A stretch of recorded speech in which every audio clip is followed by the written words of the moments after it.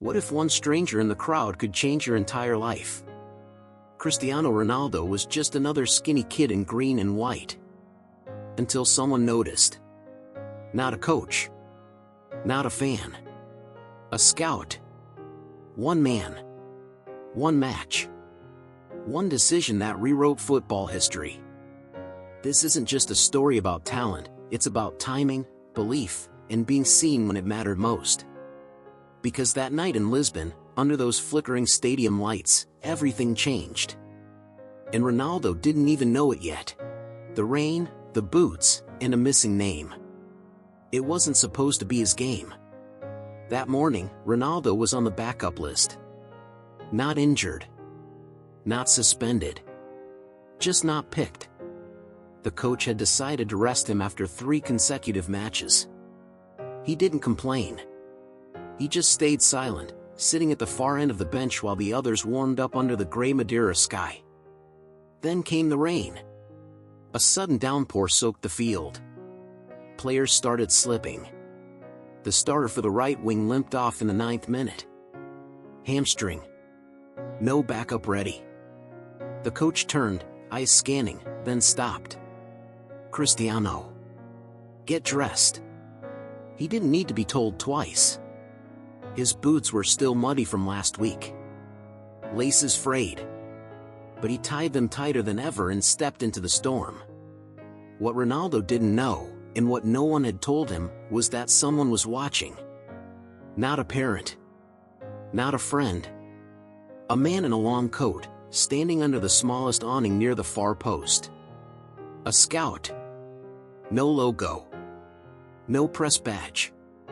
Just eyes that never blinked. Cristiano's first touch was awful. Slipped. Lost the ball. Second touch? He nutmegged the fullback. Third? A step over, cross, goal. And then something flipped. He stopped thinking. He stopped worrying about who was watching or if the coach still doubted him. He just played. Sprint. Cut. Spin. Every move sharper. Every reaction faster. At halftime, his teammates were soaked and cold. He was grinning. He hadn't scored. But the stadium knew his name now. Except one person. The scout had no idea who he was. Ronaldo's name wasn't on the printed squad sheet. The jersey number was recycled from last season. Even the announcer called him the sub. But the scout couldn't stop watching him.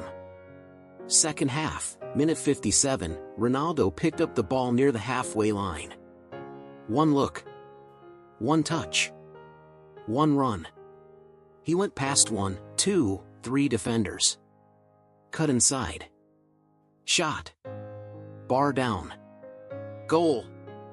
And the scout whispered to the man beside him, the call Lisbon didn't expect. 2 days passed. Nothing changed. Training as usual. Ronaldo still wore the same scuffed boots, still practiced longer than anyone, still skipped lunch to work on volleys. No one at the club said a word about the scout. Not the coach, not the staff. But something had shifted. Coach Silva was different. Not obvious, but Ronaldo noticed it. The way he watched him now, not like a kid to be managed, but like a secret to be solved. Then came the call. A regular morning at Sporting's academy office. Ring. A low voice. Portuguese, Lisbon accent. I was in Funchal. There's a boy. He wasn't on the list. No name. No bio. But I haven't seen feet like that in 20 years. The academy director paused. Which club? Sporting, said the voice. You need to see this kid. Now. Back in Madeira, Ronaldo was playing again. This time, he started. It wasn't raining, but the pitch was still wet. He scored 2, assisted 1, and hit the bar twice. At the final whistle, he jogged off like it meant nothing. That night, Silva pulled him aside. Cristiano, he said. How would you feel about trying out in Lisbon? Lisbon. For Ronaldo, Lisbon was a place in magazines, where real football happened, where players had their names printed on boots. It felt like saying, "How would you feel about walking on the moon?" He nodded, too stunned to speak. The next week was a blur. Calls, paperwork, arrangements, but no promises. Lisbon wasn't offering a contract, just a trial. That was enough. Ronaldo packed one small bag, 2 shirts, 1 pair of boots, no jacket. His mother cried at the bus station. His father didn't show up. He told everyone it was fine. But that night, on the overnight coach to the mainland, he stared out the window and thought, "If I fail, I'm not coming back." The sporting scout who had seen him in the rain was already waiting at the other end. No press, no banners, just a car ride to the training facility, quiet and cold.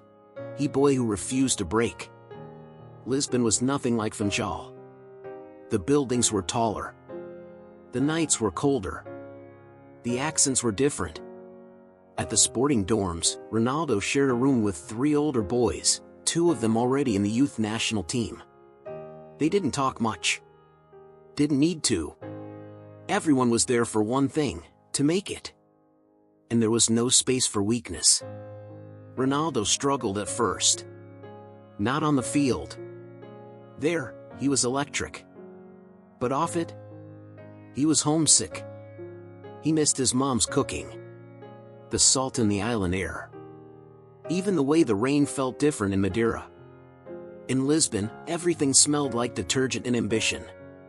He wrote letters. Lots of them. Mostly to his mother. He never sent them. Just kept them under his mattress.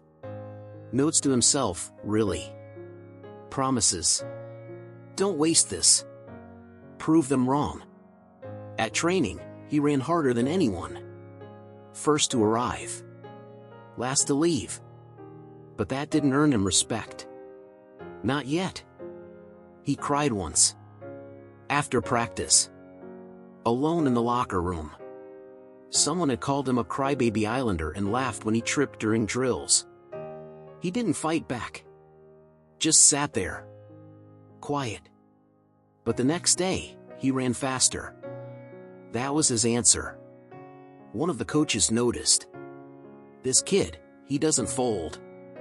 The academy director replied, "Let's see how long that lasts." Spoiler, it lasted. Then came the asthma incident. One morning, mid-sprint during conditioning, Ronaldo collapsed. Couldn't breathe. His lungs locked up like they'd forgotten how to work. Panic. Noise. He blacked out. They thought it was over. The doctor said he might have to limit intense training for a while. Ronaldo said no. Not disrespectful. Just clear. "I'm not stopping." So they watched, the call that didn't sound real. Cristiano was in the middle of a passing drill when the coach's assistant walked over, whispered something, and pointed toward the office. He jogged off the field, confused. No one left practice early unless something was wrong. Inside the office, the academy director was waiting, half smiling, half unreadable. "Cristiano, we got a call. Manchester United." He blinked. Thought he misheard. "From where?" "England. They want to watch you train." Again. But this time, it's Ferguson himself. The name hit like thunder. He didn't say anything. Just nodded and sat down, suddenly aware of how sweaty and muddy he was. The meeting was short. They told him to act normal. No special treatment. But that was impossible. The next few days, every pass felt heavier. Every shot more important. Then the day came. Sir Alex Ferguson walked into the sporting training ground like a ghost wearing a coat. He barely spoke. Just nodded at the coaches. Took a seat alone in the stands. No press. No scouts. Just him.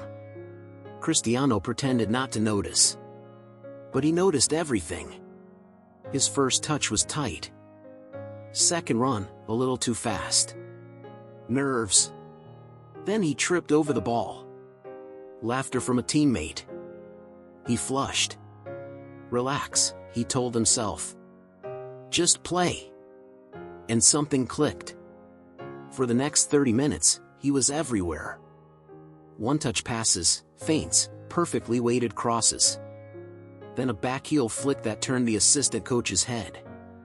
Sir Alex didn't clap. Didn't even smile. Just stood up and walked off before the session ended. Cristiano didn't know what that meant. Hours passed. No word. Then, that night, the phone rang. His mom picked up. It was in English, and she didn't understand. She handed it to him. Hello, the eyes that never looked away. He landed in Manchester with just one bag, one agent, and 1,000 thoughts racing through his head. The air was different. Colder, sharper. Like it demanded more from your lungs. From you.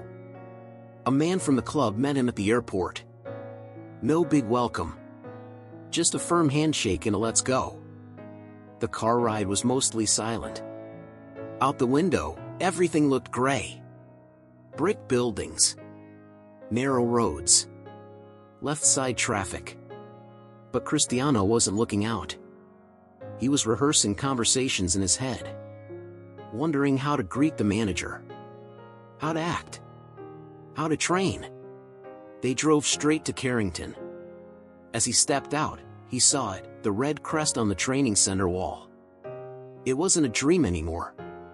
He met Sir Alex again in his office. The man didn't stand up. Just looked at him over his glasses. You ready? Yes, sir. Good.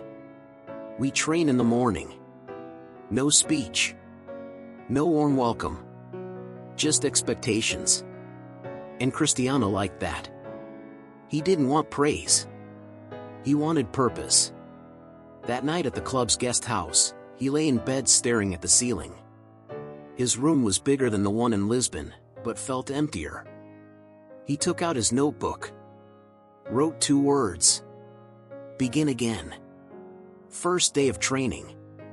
Everything was different. The players were faster, stronger, sharper. The pace was insane. But Cristiano had one advantage: he'd been preparing for this moment his entire life. He didn't try to show off. But his body couldn't help it. A step over here. A quick turn there. A volley that clanged off the crossbar. Keane gave him a nod. Giggs offered a thumbs up. Scholes just watched, quiet but noticing. Sir Alex said nothing. But he saw everything. Some players chase greatness. Others are chosen by it. Cristiano Ronaldo didn't ask to be seen that night. But he was. And from that single moment, he rose to become more than a footballer. He became a legend. If this story moved you, if it reminded you that sometimes one person believing in you is enough, don't forget to like, comment, and subscribe. Because we've only just begun to tell the chapters behind greatness.